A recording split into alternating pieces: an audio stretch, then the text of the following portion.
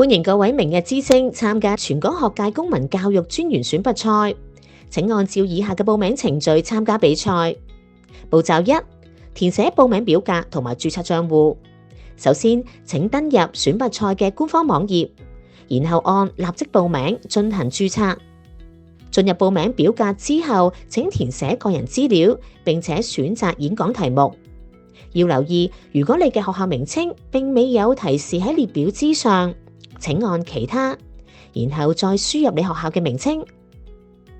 完成表格之後，請按報名提交表格。成功註冊之後，會喺30分鐘之內收到一封確認電郵。步驟2：填寫演講內容。你可以選擇喺登記嘅時候立即填寫演講內容，或者稍後做都得。登入個人賬戶之後，請按選擇演講題目同埋填寫演講嘅內容。完成之後，請按更新個人資料。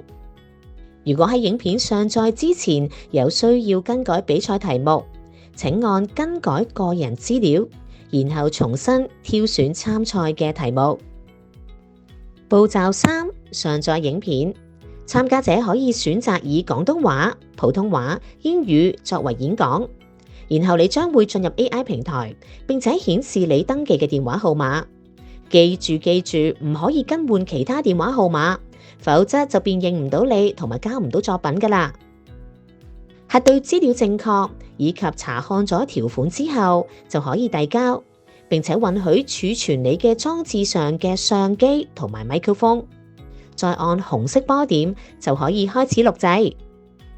你將會有不多於90秒嘅錄影時間，完成之後可以重看影片，並且重複錄製，次數唔限，直至滿意先至遞交。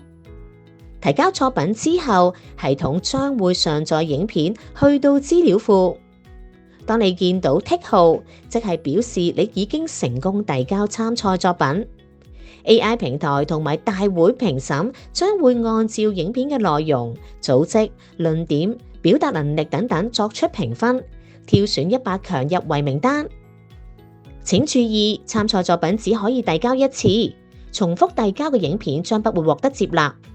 建議學生喺錄影時可以穿着整齊校服，留意你嘅音量控制、背景畫面係咪處於適合嘅狀態。以上都係評分嘅根據之一。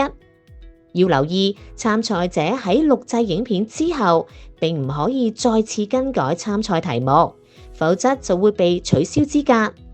如果有任何問題，歡迎喺辦公時間裏邊同我哋聯絡。各位明日之星，立即 action 啦！